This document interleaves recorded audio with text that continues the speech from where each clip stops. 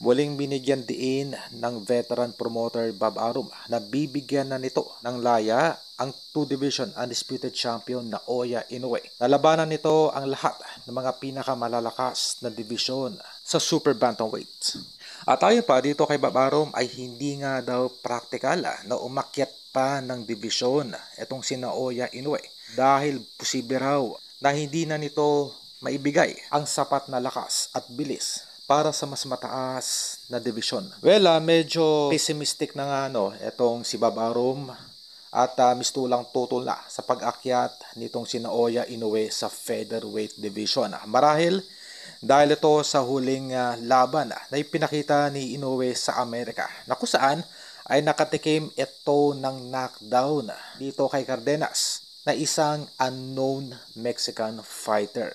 Sa madaling salita ay panigurado na lalo pang makakatikim ng samut-saring knockdown itong sina Oya Inoue sa mas mataas na divisyon sa featherweight.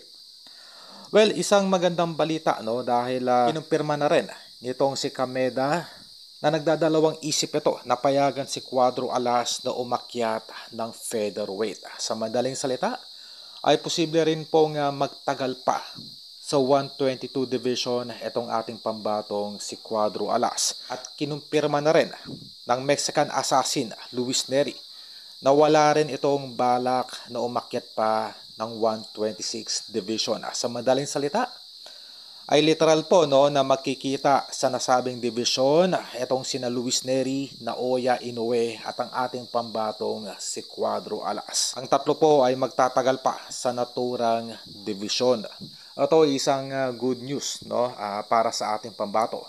Dahil nung nakaraan lamang ay ating naibalita na pabor etong si Bob Arum na balikan ni Oya Inoue yung naudlot nitong laban kay Cuadro Alas noong taong 2020 pa. Kung saan ito ay nakansela dahil sa malawakang pandemic.